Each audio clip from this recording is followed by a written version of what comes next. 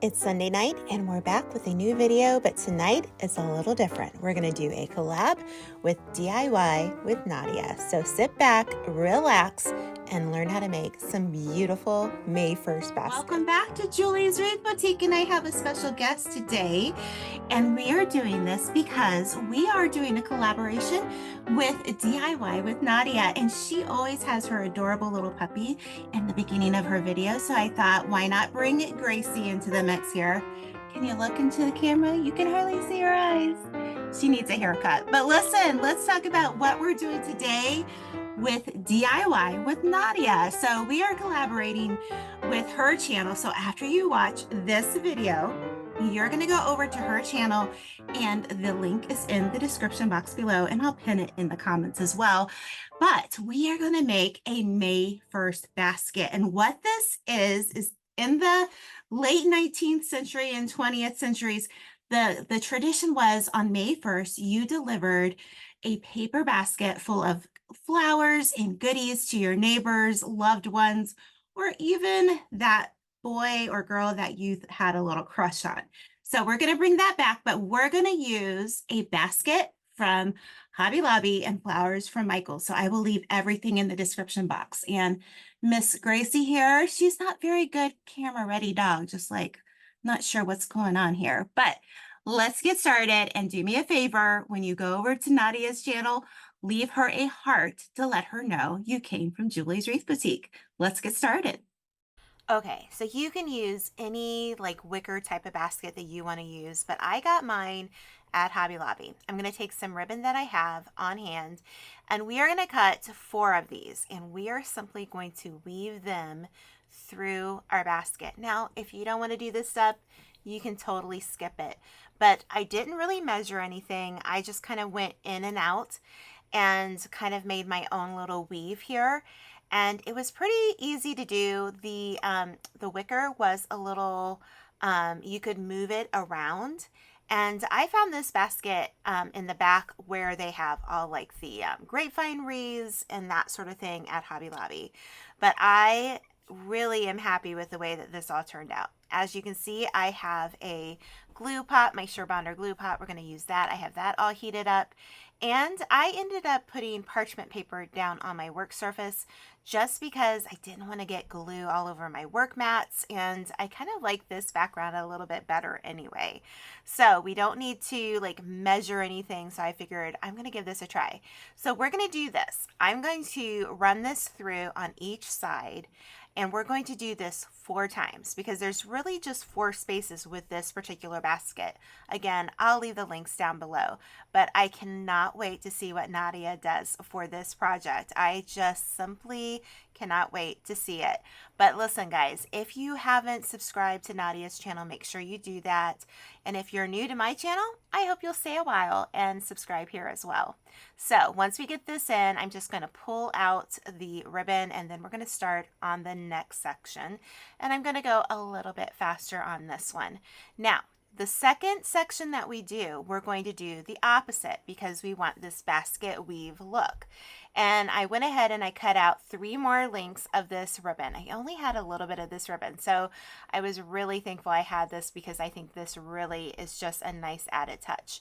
Now, you're going to see here that I'm going a little bit about 1.5 inches down because we want to do the exact opposite of what we already did. Again, we're going to do this 4 times, and you're simply going to run it through, and then I'm going to show you how to adhere it here in a moment. But I love this idea. Nadia is the one that brought it up to me, and I've never heard of a May 1st basket, but I love the thought of greeting somebody on May 1st and saying, hey, I just wanted to make something for you. And so if you want to do something that will last all spring and summer long, this is the perfect wreath and basket to do that. So as you can see, we went under at the end there, and now in the magic of video editing, we have it all done. So we're going to just simply take our glue gun and glue this on the back. It's pretty simple, self-explanatory. You guys know what you're doing. You guys are great crafters. I just have a feeling you are. So do this on the bottom side of the basket, and then we're going to do this on the upper the top side of our basket. And what I did here was I used those chip clips that I get from Dollar Tree. And yes, I know that they are just basically clothes hangers, but you know, I like to call them chip clips because that's what we close our chip bags with.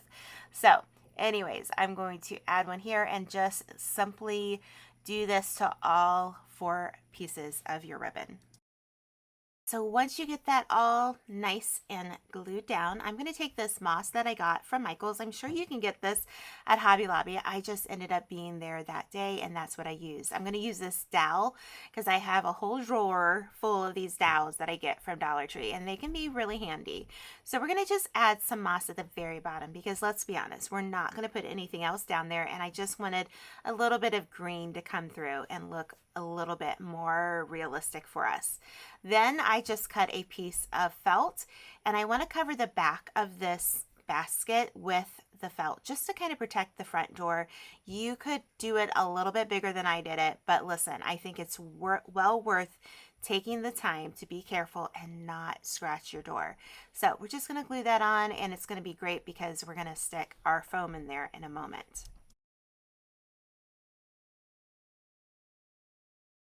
So once you have that done, you're going to get a piece of foam. You can get these at Dollar Tree, Hobby Lobby, Michael's, all kinds of places like that. Anywhere they sell craft supplies, you're going to have this foam. And as you can see, I am just cutting it down until it fits just enough. Okay, I'm making a mess. I know I had a little bit of a mess. But then after I get this cut down just enough, I'm going to take a little bit of that moss that we put in the basket. We're going to put it on top of this foam. And we're going to do it on the front and the sides of the foam. It doesn't have to cover it all, but if anything pokes through, I want that moss to poke through and not necessarily the foam, right? So if you don't want to do the little weaved ribbon look that we did, and this will kind of help cover any of the foam that you put in your basket, because there are some gaps in this basket that I got from Hobby Lobby, but it's pretty self-explanatory. Just put some of this moss. I don't know that it's real moss. It didn't smell like real moss, but I think you understand where I'm going with this.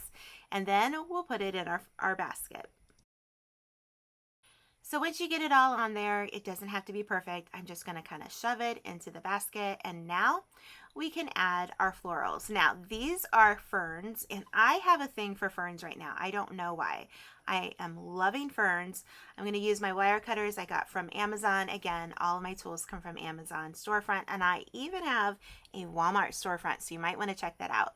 So what we're going to do is, I liked these particular ferns I got from Michael's because I could bend them in such a way that they are flowing out of the basket. So if you see right there, see how I'm bending it and closing it into the basket? That's what I want you to do. Then I got two of these like eucalyptus looking branches, and I'm just showing you how I separate them, and we're going to cut them at the base. We want to use every little bit of greenery that we can. We don't want to exclude any of it. So just use your glue pot. This glue pot is amazing because you can melt the glue. It makes doing a floral arrangement so much easier and is well worth the investment, in my opinion. And then I got out some more ferns and I cut those apart. But again, I will leave all the links for all the different florals and greeneries down in the description box below. But I love ferns, so I just love the way this comes together.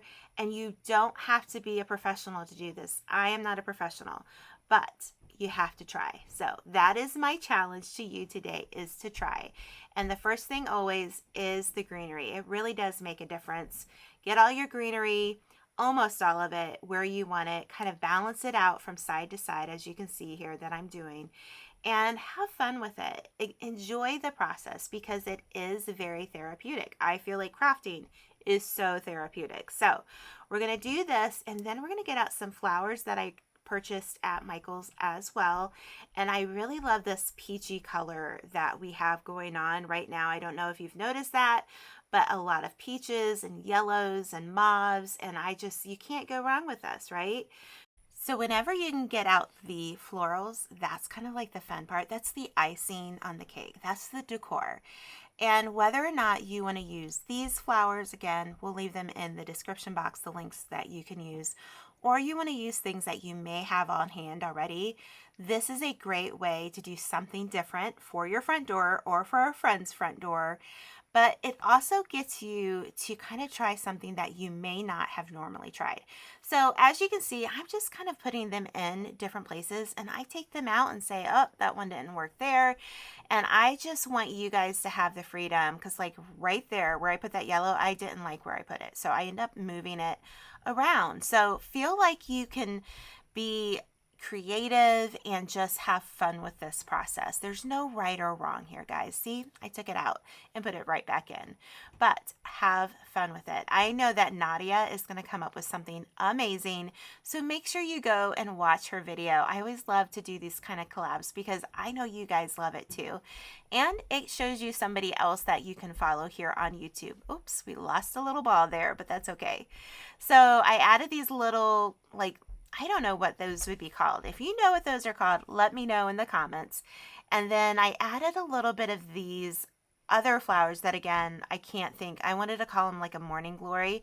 But as you can see, I bent them over because I want to put them where those ferns kind of drape over our basket. Okay, and then I'm going to leave a little bit of a gap here because that's where we're going to put our ribbon, our little bow that we have made from the leftover ribbon that we used on the basket and a little bit of burlap ribbon that I got at Hobby Lobby. So just keep having fun. At this point, we're going to add a little bit of greenery here and there that we still have, and you're just going to fill in the gaps of any project that you do like this. It's so simple. But listen, I hope you guys really like this. If you watched my whole video, I want you to leave a heart for me too. But if you go over and watch Nadia's video, make sure you leave her a heart and tell her I sent you. I know you're going to love what she does tonight. Here we go. We're going to just kind of finish it off and add a few more ferns. Again, your girl loves the ferns, but I am going to be honest. I'm not going to buy real ferns for my porch because I don't keep them alive. Why? Why is it that I can do fake flowers, but I can't keep the real flowers alive? So I had a few more of these little like morning glory flowers and we're going to add them. But let's make an easy bow. So you're going to take a little bit of this ribbon. It is a wired 2.5-inch ribbon. I have a tail of about 10 inches. And we're going to just measure 9 inches for each of those loops, okay? That's all I had. So I'm like, okay, we're going to do it. Just 9 inches on each of the loops. That's it. Easy peasy, right? We're going to do the same thing because we only have a little bit of this ribbon. Again, a 10-inch tail, then measure 9 inches and come back to the middle. And then we're going to do this twice. So we're going to have 2 loops on each side and it's going to be great. I'm going to put it over top of the existing bow with another wire. And again, you're going to understand why I did 2 wires here because we're going to use it as almost like a pick of a flower to put in our basket. And that's how we're going to secure it. You're going to fluff this up and then I'm going to twist it all together and then I'm just going to shorten it up once I have it all twisted together to make a little bit better pick. And then I'm going to add some glue there and then we're going to add it into the foam in our arrangement here. It's pretty simple. So don't say you can't make a bow because you can. And if you've never watched me make a bow, I want you to check out my bow playlist here on YouTube. I have taught literally millions of people how to make a bow. So I want to teach you guys too. So you're going to dovetail your ribbon. Of course, you can do whatever you want, but I like to dovetail mine. And then I'm going to do both sides and it's going to be beautiful. But listen, guys, leave me a heart and make sure you go to Nadia's channel and leave her a heart. This was so much fun. And Nadia, thanks for having me on your channel as well. This was a great collab. Thank you so much for watching this video tonight. And if you're new here, make sure to subscribe and know that we have a new video every Sunday night at 6 p.m. Eastern Standard Time. But listen, you know the drill. You've watched this video. I want you to go over to DIY with Nadia, watch her video, and leave her a heart in her comments so that she knows that I sent you, and make sure to subscribe. We'll see you next Sunday night with a brand new video.